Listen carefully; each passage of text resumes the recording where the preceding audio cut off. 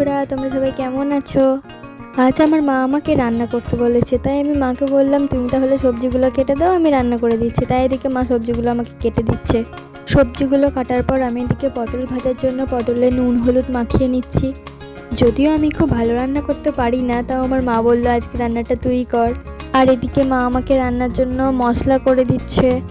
আসলে কি বলো তো, আমি এই শিলটায় মশলা করতে পারি না। আমি যতবারই চেষ্টা করেছি মশলা করার, ততবারই মশলাগুলো শিলের পাশ দিয়ে বেরিয়ে শুধু চলে গেছে। তারপর আমি পটলগুলোকে তেলে ছেড়ে দিলাম একটা একটা করে। এই ভিডিওটি দেখে তোমাদের ভালো লাগলে একটি লাইক করে দিও আর আমার চ্যানেলটিকে সাবস্ক্রাইব করে রেখো।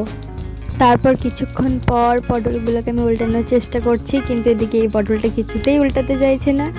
যাই হোক, শেষমেশ উল্টালো, আর সেটা দেখে আমি খুবই খুশি হলাম। কিন্তু পটলগুলো শেষ পর্যন্ত একটু বেশি আমি ভেজে ফেলেছিলাম, জানি না খেতে কেমন হবে, মা কি বলবে।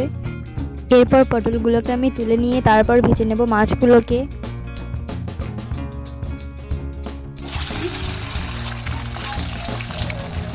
মাছগুলোকে একটা একটা করে তেলে সব ছেড়ে দিলাম।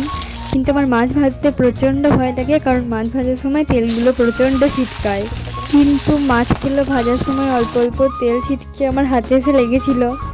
তারপর মা আমাকে মশলাটা রেডি করে দিচ্ছে। এতে যা যা লাগবে, 1 চামচ লঙ্কা গুঁড়ো, 1 চামচ হলুদ গুঁড়ো দিল, তারপর দিল 1 চামচ ধনে গুঁড়ো, তারপর দিল 1 চামচ জিরে গুঁড়ো, তারপর আর 1 চামচ কী দিল আমি তো জানি না।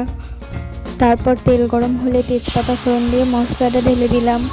এবার কিছুক্ষণ মশলাটা নাড়তে হবে যতক্ষণ না মশলা থেকে তেলটা বেরিয়ে যাচ্ছে। তারপর এখানে আলুগুলো দিয়ে দিলাম।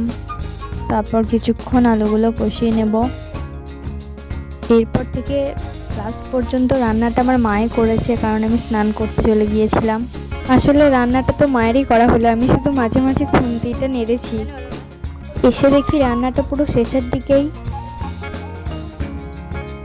তারপর আমি স্নান সেরে ঠাকুরকে একটু ফুল জল দিয়ে দিলাম। আর এই যে এখানে জবা ফুলগুলো দেখছো, এই জবা ফুল তুলতে গিয়ে একটা দারুণ ব্যাপার ঘটেছে, এটা তোমাদের পরের ভিডিওতে বলবো।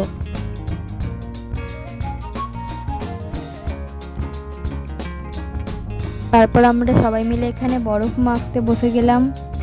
তারপর আমি একটু পড়তে বসে গেলাম। তো আমি পড়া করি, চলো পরের ভিডিওতে দেখা হচ্ছে। সকলকে বাই।